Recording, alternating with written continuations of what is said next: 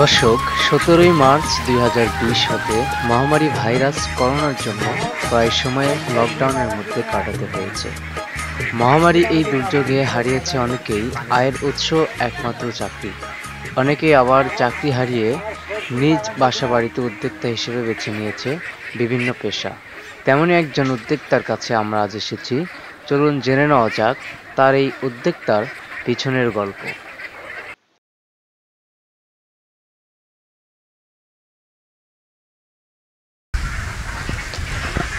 সুপ্রিয় দর্শক, আসসালামু আলাইকুম। যেখান থেকে মিম ডেয়ারি ফার্ম ইউটিউব চ্যানেলটি দেখছেন, সবাইকে আন্তরিক ধন্যবাদ ও শুভেচ্ছা। আজকে আবারও চলে আসছি গাইবান্ধা জেলা গোবিন্দগঞ্জ উপজেলা বেতারা নদীর ঘাটে।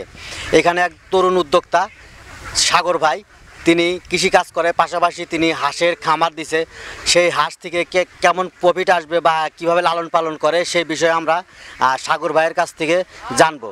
সে কৃষিকাজ করে, পাশাপাশি সে হাঁসের নতুন করে হাঁসের খামার দিছে।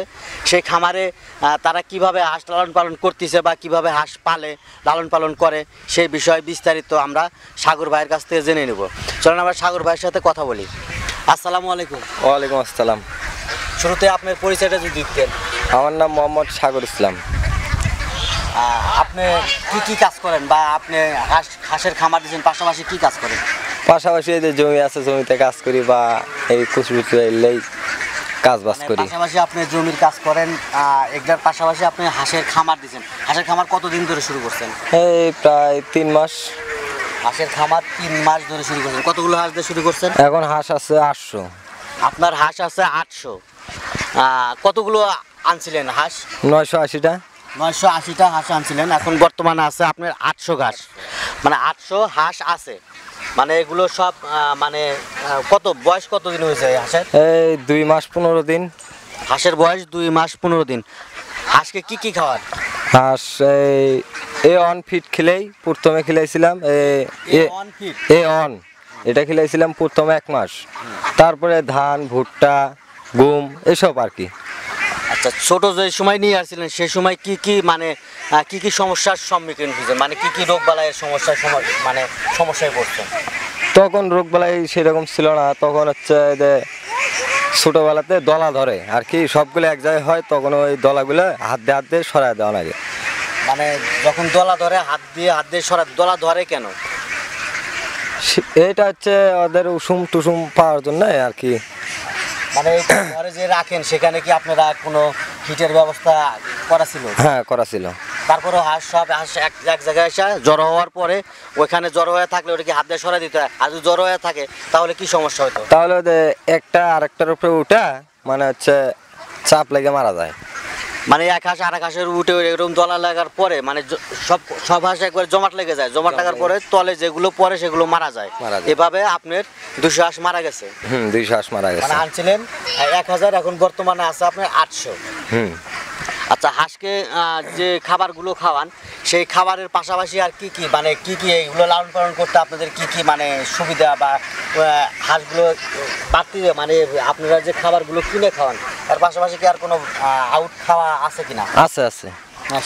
সেটা হচ্ছে নদীতে শামুক বা ঝিনেই এসব খায়, নদীতে ছেড়ে দেয়, এসব জমি জেরাতে খায়, এটাই বাড়তি। মানে এই নদীতে ছেড়ে দেন বা আশেপাশে নদীর আশেপাশে ঘুরে খায়, এটা আপনার বাড়তি খাবার? হ্যাঁ, বাড়তি খাবার। দেখাশোনা করতে আপনাদের লোক কয়জন? আমরা 3 জন। আপনারা 3 জনে এই হাঁসগুলো দেখাশোনা করেন। দর্শক, এই হাঁসগুলো যে 3 জনে লালন পালন করে বা শ্রম দেয়, আমরা তাদের পরিচয়গুলো একটু জানার চেষ্টা করি। আপনার নাম? মোহাম্মদ রনি ইসলাম। মোহাম্মদ রনি ইসলাম। আপনি কতদিন ধরে হাঁসের সাথে যুক্ত আছেন? এই তো 3 মাস হচ্ছে আর কি। 3 মাস ধরে। আপনার নামটা? আমার নাম মোহাম্মদ আলতাফ ইসলাম। আপনি হাঁসের সাথে কতদিন ধরে যুক্ত আছেন? এই তো আপনার 2.5-3 মাস হচ্ছে। হ্যাঁ। আপনি আছেন এর সাথে? হ্যাঁ। কতদিন ধরে? 3 মাস। মানে 3 জনে একই সাথে হাঁসগুলো লালন পালন করেন। আপনাদের কোনো সমস্যা তো নাই? না, আপনাদের কোনো সমস্যা নেই। আপনারা 3 জন মিলেমিশে হাঁসগুলো লালন পালন করেন? হ্যাঁ, আমরা 3 জনে মিলেই লালন পালন করতেছি এবং এই হাঁসগুলোর থেকে আমরা চাচ্ছি যে কিছু আমাদের উন্নতি হবে ইনশাআল্লাহ আপনাদের দোয়ায়। হ্যাঁ, আমরা যথেষ্ট পরিমাণ চেষ্টা করব। যদি কোনো জায়গায় ঠেকে যায় আপনারা একটু সহযোগিতা করলে আমাদের ভালো হবে। মানে সরকার থেকে যদি কোনো সাহায্য সহযোগিতা পান হ্যাঁ, আমাদের ভালো হবে। তো দর্শক তাদের পরিচয় জানলেন। আচ্ছা, এই হাঁসগুলো দেখাশোনা করতে কি কোনো আপনাদের সমস্যা হয়? জি না, সমস্যা হয় না। আচ্ছা, এখন এই হাঁসগুলো যে আপনি লালন পালন করতেছেন বা পাশাপাশি আপনি কৃষি কাজ করেন, এই হাঁসগুলো থেকে আপনি কি আশা করেন? আমি আশা করি এটাই যে একটা জিনিস পালতে আমাকে ভালো লাগে বা এইসবই আর কি, আর কিছু টাকার জন্য তো হ্যাঁ, যে যাই করুক সে কিছু ইনভেস্ট করার জন্যই সে এগুলো করে। এখন আপনি এখান থেকে কি আশা করেন বা এখান থেকে কিরকম ইনভেস্ট আসবে বা আপনি এখান থেকে কি আশা করেন? ওই খরচ বরচ বাদ দিয়ে মনে করেন 60-70 হাজার টাকা আসবে। মানে যদি আপনার হাঁস সব সুস্থ থাকে বা ভালো থাকে, আপনি ঠিক মতো লালন পালন করতে পারেন, তাহলে এখান থেকে আপনার 800 হাঁসের থেকে আপনার মোটামুটিভাবে 70-80 হাজার টাকা মিনিমাম আপনার এখান থেকে আয় হবে। আচ্ছা, কেউ যদি এসব হাঁস লালন পালন করতে চায় সে বিষয়ে আপনি তাদের বিষয় মানে কেউ যদি করতে চায় বা করার আগ্রহী হয়, যেমন আপনি তরুণ উদ্যোক্তা বা আপনি কৃষি কাজ করেন পাশাপাশি আপনি হাঁস লালন পালন করেন, এটা যে একটা উৎসাহ, সেই উৎসাহটা কি কারো কাছ থেকে পাইছেন না নিজের থেকেই আপনি উৎসাহটা? না, নিজের থেকে আমার উৎসাহটা আছে। এই উৎসাহ আপনাকে কেউ দেয় নাই, আমার নিজের থেকে উৎসাহ। আপনি নিজের থেকেই মানে আপনি নিজের থেকেই এই হাঁসগুলো পালার চিন্তা ভাবনা বা পরিকল্পনা করছেন যে আমি কৃষিকাজ করি, পাশাপাশি যদি আমার কাছে হাঁস থাকে বা অন্য কোনো সাইট থাকে, সেখান থেকে যদি আমার প্রতি বছরে বা প্রতি 6 মাসে বা 3 মাসে কিছু বাড়তি ইনকাম হইলো, সেই কারণে কি আপনি হাঁস লালন পালন করা শুরু করছেন নাকি? হ্যাঁ, এই কারণে আপনি হাঁস লালন পালন শুরু করছেন। আচ্ছা, এই হাঁসগুলো যে আপনি লালন পালন করতেছেন বা করতে চাচ্ছেন, যদি এই হাঁসগুলো মানে আপনি যে মানে ওষুধ খাওয়ান, সেই ওষুধগুলো কি কি ধরনের ওষুধ খাওয়ান বা কি কি চিকিৎসার সম্মুখীন হয়েছে? এটা হচ্ছে এই যখন 1.5 মাস বয়স হয়, 1.5 মাস 2 মাস তখন হচ্ছে হাঁসগুলোর ঘাড় কাঁপে, মানে ঘাড় কাঁপানোর রোগ আসে। তারপরে সেই রোগের জন্য ওষুধ খাওয়ানো হয়েছে। জ্বর সর্দি এলেই আর কি, এলের জন্য ওষুধ খাওয়ানো হয়েছে। প্যাকেটের নাম লেখা আছে, অথচ মুখস্থ নাই। মানে আপনারা যখন হাঁসগুলো ছোট ছিল তখন আপনাদের ওই যে ট্রিটমেন্টগুলো দিছেন, অনেকেই অনেক খাওয়ায়, থায়াবিন আছে, থায়াভিট আছে। মানে হাঁসের সবচেয়ে গুরুত্বপূর্ণ রোগ কোনটা? কোন রোগ হইলে হাঁস বেশিরভাগ মারা যায়? মানে অনেক হাঁস আছে, অনেকে খামার করার পরে হাঁস মারা যায়, ঠিক মতো করতে পারে না। সেই বিষয়ে মানে কি কি ওষুধ খাওয়াইলে হাঁস মারা যায় না, সেটা তো আপনি জানেন কি না সেটা একটু আমাদের জানান। যখন ঘাড় কাঁপানোর রোগ আসে তখন হাঁসকে বাঁচানো অসম্ভব হয়ে যায়। তারপরেও আমরা খাওয়াইছি এই স্পিরন, থায়াবিন, তারপর হচ্ছে। আপনি হাঁসগুলো যে এখানে রাখছেন বা এখানে আছে, মানে সবচেয়ে গুরুত্বপূর্ণ কি রোগ? মানে হাঁসের কি রোগটা সবচেয়ে, মানে ওই ঘাড়ের রোগটাই শুধু, নাকি ওই যে ডাইপ্লে বা ওই যে হাঁসের পাকা ছেড়ে দেয় বা হাঁস পাকা ছেড়ে দিয়ে যে হয়, সেই রোগটাই সবচেয়ে বেশি হয়?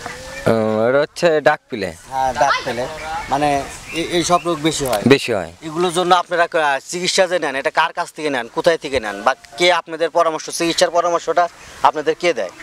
এটা হচ্ছে গোবিন্দগঞ্জ হচ্ছে এই অফিস আছে না, প্রাকৃতিক সম্পদ অফিস, গোবিন্দগঞ্জ উপজেলা প্রাণী সম্পদ অফিস থেকে আপনারা কি এগুলো পরামর্শ নিছেন? হ্যাঁ, ওখান থেকে কি আপনারা ভ্যাকসিন বা আরো পাশাপাশি ওষুধপাতি, হাঁসকে যে ওষুধগুলো খাওয়ানো হয় সেগুলো কি আপনাদের প্রাণী সম্পদ অফিস থেকে দেয়? হ্যাঁ, ওখান থেকেই দেয়। ওখান থেকে দেয়। আপনারা ওরা যে সাজেশন দেয় সেই সাজেশনে আপনারা হাঁসকে ওই ওষুধগুলো খাওয়ান? হ্যাঁ। নাকি অন্য কিছু আপনারা বাইরের কোনো জায়গা থেকে ওষুধ কিনে আয় না হাঁসকে খাওয়ান, বা হাঁসের সমস্যা হয়েছে এরকম কোনো সমস্যা আছে কিনা? না না না, আমরা ওখান থেকে ওষুধপাতি নেই, আর ওই জায়গায় ডাক্তার আসে আমাদের এই জায়গায়। প্রাণী সম্পদ অফিস থেকে আপনাদের কাছে ডাক্তার আসে, হাঁসগুলো দেখাশোনা করে, ভ্যাকসিন তো অবশ্যই হয়তোবা ওখান থেকে আসে আপনাদের হাঁসে কি ভ্যাকসিন করে গেছে? হ্যাঁ, প্রথমে করে গেছে, তারপরে আমরা করছি। প্রথমে আপনাদের বুঝাই দিয়ে গেছে বা তারা দেখাই দিয়ে গেছে কিভাবে করতে হয়, তারপরে থেকে আপনারা নিজেরাই করতেছেন? হ্যাঁ। আচ্ছা, ঠিক আছে।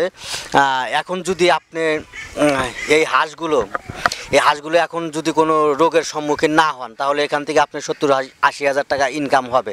আচ্ছা, কেউ যদি এই হাঁসগুলো লালন পালন করতে চায়, কেউ যদি মানে খামার করার ইচ্ছুক হয়, সেই বিষয়ে যদি কেউ যুবক পোলাপান, অনেক বেকার আছে, অনেক ছেলেবেলে আছে, কোনো কাজ খুঁজে পাচ্ছে না, তাদের বিষয়ে যদি কিছু বলতেন। মানে ইচ্ছা থাকলেই সব কিছু করা সম্ভব। অনেকেই আছে বেকার, কাজ পাচ্ছে না, তারা যদি এগুলো 100, 200, 500 এগুলো হাঁস নিয়ে লালন পালন বাড়িতেই করে, সেখান থেকে কীরকম প্রফিট আসবে বা তারা লালন পালন কীভাবে করবে সেটা একটু বলেন। তার যদি নিজে গতভাবে ইচ্ছা থাকে, সে প্রাণী সম্পদ অফিস থেকে ওই জায়গায় কিছু সাজেশন নেবে বা আমাদের কাছ থেকে প্র্যাকটিক্যালি সাজেশন নিতে পারবে আমাদের কাছে আসে, তো আমরা দিতে পারবো, সমস্যা নেই। আর তার যদি ইচ্ছুক বেশি থাকে তাহলে সে করতে পারবে। আর অবসর টাইম যদি সে কাটাতে পারে এই ইয়ের ভিতরে, এই হাঁসের এটার অনেক গেম অনেকে আছে যে হাঁস লালন পালন করতে চায় বা করার ইচ্ছুক, অনেকে করতে পারে, পানি সম্পদ অফিস থেকে পরামর্শ নিতে পারবে। আপনারাও প্র্যাকটিক্যালে যদি কেউ পরামর্শ নিতে চায় আপনাদের কাছেও এসে নিতে পারবে। এখন এগুলো হাঁস যদি কেউ 200-300 করে লালন পালন করে, সে বিষয়ে কি সে করতে পারবে? হ্যাঁ, করতে পারবে। পানি সম্পদ অফিস থেকে নিয়ে করলে ইনশাআল্লাহ সেই বিষয়ে জানার পরে সে যদি ভালোভাবে ট্রিটমেন্ট করতে পারে তাহলে সে 2 টাকা ইনকাম দেখতে পারবে বা করতেও পারবে। হ্যাঁ, আচ্ছা ঠিক আছে। আর আপনারা যে হাঁসগুলো পালতেছেন বা লালন পালন করতেছেন, এগুলো কি মানে হাঁস ডিম দেওয়া পর্যন্ত লালন পালন করবেন নাকি এগুলো মাংসর উপযোগী হলে এগুলো বিক্রি করে দিবেন? না, 800-র ভিতরে কিছু অর্ধেকটা হচ্ছে মাংসের জন্য দিয়ে দেবো আর অর্ধেকটা ডিমের জন্য রেখে দেবো। মানে এখানে অর্ধেক আপনি মাংসের জন্য বিক্রি করে দিবেন আর অর্ধেক ডিমের জন্য রেখে দিবেন। আচ্ছা, আপনাদের কাছ থেকে যদি কেউ হাঁস নিতে চায় বা তারা 50টা, 100টা, 500টা হাঁস নিয়ে তারা খামার করতে চায় বা তাদের নিয়ে খামার করার পরে যায় ডিমের জন্য, যে হাঁসগুলো নিয়ে আমি ডিম দিবে আমাকে, সেই ডিমের মানে অনেকে আছে ডিমের খামার করে, অনেকে আছে মাংসর খামার করে। যদি কেউ ডিমের খামার করতে চায় আপনার কাছ থেকে যদি হাঁস নিতে চায়, আপনাদের এখান থেকে হাঁস নিতে পারবে? হ্যাঁ, নিতে পারবে। আচ্ছা, আপনাদের ফোন নাম্বার আছে? আচ্ছা, আপনাদের ফোন নাম্বারটা একটু দর্শকের কাছে বলে দেন, কেউ যদি নিতে ইচ্ছুক হয় তা আপনি ফোন নাম্বারটা বলেন। 017 67 320 193। দর্শক, আপনারা যদি কেউ নিতে ইচ্ছা জাগে বা ইচ্ছা হয়, আপনারা এই নাম্বারে যোগাযোগ করে তার কাছ থেকে 50টা, 100টা, 10টা, 5টা হাঁস আপনারা ডিম দেওয়ার জন্য নিতে পারেন বা আপনারা নিয়ে এগুলো ডিম পাড়ানোর জন্য আপনারা বাড়িতে লালন পালন করতে পারেন। অনেকেই আছে যে 2-4-10টা ডিম খাওয়ার জন্য হাঁস পালে। তে আপনাদের মূল্যবান সময় আমাদের সাথে দেওয়ার জন্য আপনাদের অনেক ধন্যবাদ। দর্শক, তাদের মুখ থেকে যেভাবে আমরা কথাগুলো শুনলাম বা যে কথাগুলো জানালো আমাদের, সরকার থেকে যদি তারা কোনো সাহায্য সহযোগিতা পায় বা অনেক বেকার যুবক আছে, সরকার থেকে যদি কোনো সাহায্য সহযোগিতা করে তাহলে অনেক বেকার যুবক আছে, তারা চাকরির পিছে না ছুটে তারা খামারের পিছে ছুটবে বা তারা অনেক তরুণ উদ্যোক্তা আছে তারা খামার করার চিন্তা ভাবনা করে বা খামার করবে। আর সরকার থেকে যদি কোনো সাহায্য সহযোগিতা না পায়, যেমন অনেক প্রাণী সম্পদ অফিস আছে যারা এখানে আসে বা দেখাশোনা করে, তাদেরকে অনেক সময় আছে তারা আসতে চায় না। এ ধরনের সকল তথ্যমূলক ভিডিও পেতে আমাদের চ্যানেলের সাথে থাকবেন, আমাদের তথ্যমূলক ভিডিওগুলো দেখবেন বা আমাদের চ্যানেলটা সাবস্ক্রাইব করবেন, আমাদের পাশেই থাকবেন। তো দর্শক, সুস্থ থাকবেন, ভালো থাকবেন। আজ এ পর্যন্তই, পরবর্তী ভিডিওতে দেখা হবে। আল্লাহ হাফেজ।